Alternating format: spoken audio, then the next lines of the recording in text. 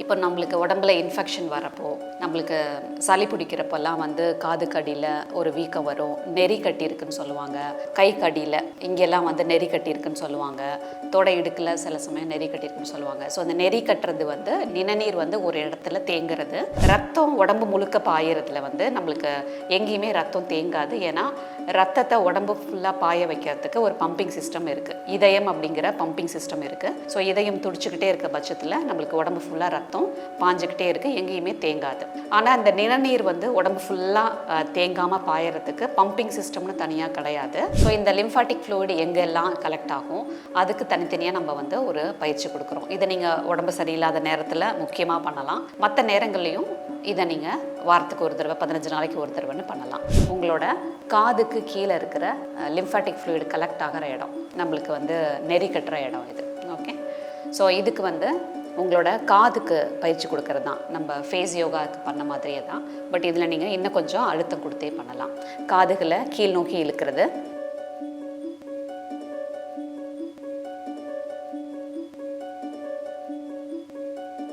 Health cafe Tamil channel நேயர்களுக்கு வணக்கம். நான் சுகந்தி, யோகா ட்ரைனர். இன்றைக்கி நம்ம லிம்ஃபாட்டிக் எக்ஸசைஸ் பற்றி பார்க்க போகிறோம். ரொம்ப முக்கியமான பயிற்சி, யார் வேணால் பண்ணலாம், எல்லா வயதினரும் பண்ணணும். ஸோ லிம்ஃபாட்டிக் எக்ஸசைஸ்னால் என்ன?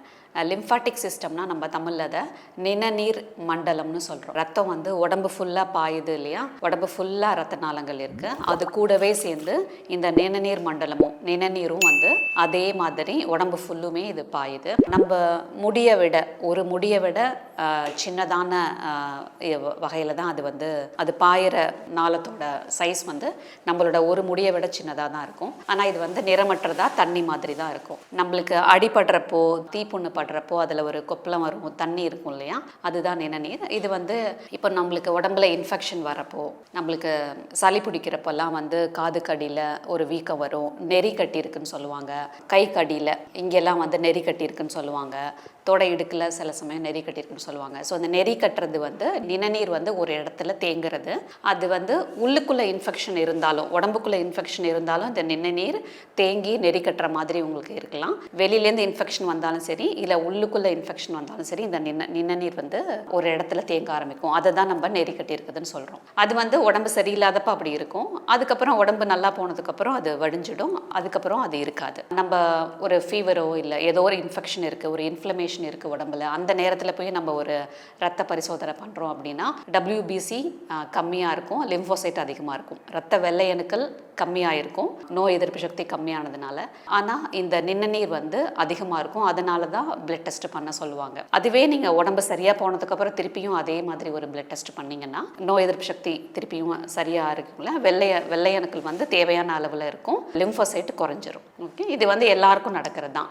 நம்ம ஒரு தடவையும் உடம்பு சரியில்லாத போனப்போ போய் நம்ம பிளட் டெஸ்ட் பண்ணுறதில்ல. பட் தேவைப்பட்டால் மட்டும்தான் டாக்டர்ஸ் எடுக்க சொல்லுவாங்க. ஸோ இது எல்லார் உடம்புலையும் நடக்கிறது தான். சில சமயம் ரொம்ப நாள் அந்த நோய் எதிர்ப்பு சக்தி திருப்பியும் சரியான நிலைக்கு வரல, இல்லை நிணநீர் அதிகமாகுதுன்னா அது வேற வேற உடல் பிரச்சனைகளை கொண்டு வரும். இது ரொம்ப ரேர் தான். இந்த நிணநீர் எங்கேயுமே தேங்கக்கூடாது. ஏன் இது தேங்குது, ஏன் இது தேங்கக்கூடாது, தேங்கினா பிரச்சனை அப்படின்னு சொல்கிறாங்க அப்படின்னா, இப்போ ரத்தம் உடம்பு முழுக்க பாயறதுல நம்மளுக்கு எங்கேயுமே ரத்தம் தேங்காது. ஏன்னா ரத்தத்தை உடம்பு ஃபுல்லாக பாய வைக்கிறதுக்கு ஒரு பம்பிங் சிஸ்டம் இருக்குது. இதயம் அப்படிங்கிற பம்பிங் சிஸ்டம் இருக்குது. ஸோ இதயம் துடிச்சுக்கிட்டே இருக்க பட்சத்தில் நம்மளுக்கு உடம்பு ஃபுல்லாக ரத்தம் பாஞ்சிக்கிட்டே இருக்குது, எங்கேயுமே தேங்காது. ஆனால் இந்த நிணநீர் உடம்பு ஃபுல்லாக தேங்காமல் பாயறதுக்கு பம்பிங் சிஸ்டம்னு தனியாக கிடையாது. நம்ம ஆக்டிவாக இருக்கிறது மட்டும்தான் நிணநீரை எங்கேயுமே தேங்க விடாமல் நம்ம வச்சுக்கிறதுக்கான ஒரு எளிய விஷயமா இருக்கும். எங்கேயுமே தேங்கக்கூடாது, அது ஓடிக்கிட்டே இருக்கணும் அப்படின்னா நம்ம ஆக்டிவாக இருக்கிறது தான் முதல் விஷயம். நம்ம ஆக்டிவாக இருக்கிறத தாண்டி இந்த லிம்ஃபாட்டிக் சிஸ்டம் எங்கேயுமே தேங்கக்கூடாது அப்படிங்கிறதுக்கான ஒரு சின்ன பயிற்சி தான் நம்ம இன்னைக்கு பார்க்க போகிற லிம்ஃபாட்டிக் எக்ஸசைஸ். ஸோ இந்த லிம்ஃபாட்டிக் ஃப்ளூயிட் எங்கெல்லாம் கலெக்ட் ஆகும் அதுக்கு தனித்தனியாக நம்ம ஒரு பயிற்சி கொடுக்குறோம். இதை நீங்கள் உடம்பு சரியில்லாத நேரத்தில் முக்கியமாக பண்ணலாம். மற்ற நேரங்கள்லையும் இதை நீங்கள் வாரத்துக்கு ஒரு தடவை, 15 நாளைக்கு ஒரு தடவைன்னு பண்ணலாம். இது ரொம்ப எளிய பயிற்சி, கண்டிப்பாக எல்லாரும் பண்ணணும். ஒரு 10 நிமிஷம் 15 நிமிஷம் டைம் இல்லாமல் கூட நம்ம இல்லை. ஸோ அதனால் நீங்கள் வாரத்துக்கு ஒரு தடவை, 15 நாளைக்கு ஒரு தடவை இந்த லிம்ஃபாட்டிக் எக்ஸசைஸ் வீட்டிலையே பண்ணி பலனடைங்க. நம்ம மேலேருந்து தலையிலேருந்து கால் பகுதி வரைக்கும் ஒரு இடமா நம்ம லிம்ஃபாட்டிக் எக்ஸசைஸ்க்கு நம்ம டார்கெட் பண்ண போகிறோம். ஸோ ஃபஸ்ட்டு உங்களோட காதுக்கு கீழே இருக்கிற லிம்ஃபாட்டிக் ஃப்ளூயிட் கலெக்ட் ஆகிற இடம், நம்மளுக்கு வந்து நெறி கட்டுற இடம் இது. ஓகே, ஸோ இதுக்கு வந்து உங்களோட காதுக்கு பயிற்சி கொடுக்கறது தான், நம்ம ஃபேஸ் யோகாவுக்கு பண்ண மாதிரியே தான். பட் இதில் நீங்கள் இன்னும் கொஞ்சம் அழுத்தம் கொடுத்தே பண்ணலாம். காதுகளை கீழ் நோக்கி இழுக்கிறது, காதுகளை பக்கவாட்டில் இழுக்கிறது, மேல் நோக்கி இழுக்கிறது, பெடலிங் மாதிரி உங்கள் காதை பிடிச்சிட்டு பெடல் பண்ணுறது, எதிர் திசையில் நல்லா வேகமாக பண்ணலாம். தொடர்ந்து 1 நிமிஷம் கூட நீங்கள் பண்ணலாம்.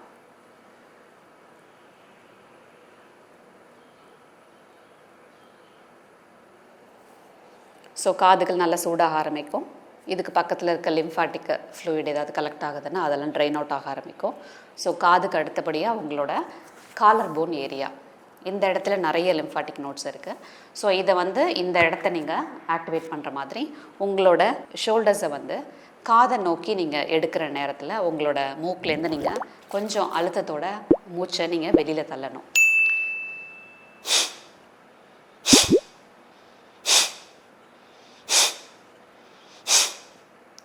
இந்த தோள்பட்டையை நீங்கள் காதுக்கு கொண்டு போகிற நேரமும் உங்கள் மூக்கிலேருந்து நீங்கள் வேகமாக நீங்கள் மூச்சை வெளியில் வர்றதும் ஒரே நேரத்தில் நடக்கணும்.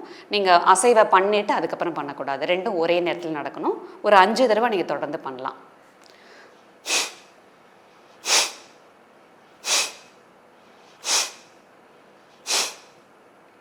இது மாதிரி நீங்கள் இடைவெளி விட்டு விட்டு ஒரு 3 தடவை 4 தடவை பண்ணலாம். ஒரே நேரத்தில் 5 தடவை நீங்கள் பண்ணலாம். ஒரே நேரத்தில் பண்ணணும்.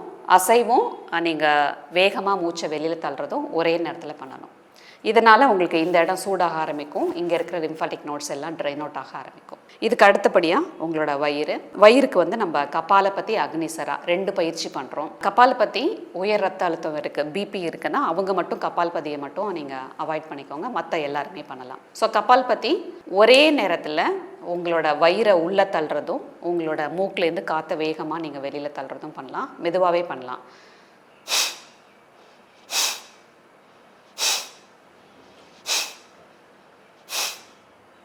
ரொம்ப ஒரே நேரத்தில் அதிக தடவை பண்ணிங்கன்னா பாடி பயங்கரமாக ஹீட் ஆகும். அதனால் நீங்கள் இப்போ தான் பயிற்சி ஆரம்பிக்கிறீங்கன்னா 5 தடவை பண்ணுங்கள். கொஞ்சம் இடைவெளி விட்டுக்கோங்க. நார்மலான மூச்சு எடுத்துக்கோங்க. திருப்பியும் நீங்கள் 5 தடவை பண்ணலாம். ஸோ ஒரு நேரத்தில் 5 தடவை பண்ணால் போதும். அதிக தடவை பயிற்சி பண்ணுறது ரொம்ப அனுபவம் நிறைய இருக்குன்னா பண்ணுவாங்க. நீங்கள் இப்போ தான் ஆரம்பிக்கிறீங்கன்னா 5 தடவை பண்ணால் போதும். வயிறை உள்ளே தள்ளுற நேரமும் நீங்களே வயிறை உள்ளே இழுக்கிற நேரமும் மூச்சு காற்றை வெளியில் தள்ளுற நேரமும் நல்ல ஃபோர்ஸ்ஃபுல்லாக உங்களுக்கு சத்தம் கேட்கணும். நேரமும் ஒரே நேரமாக இருக்கணும்.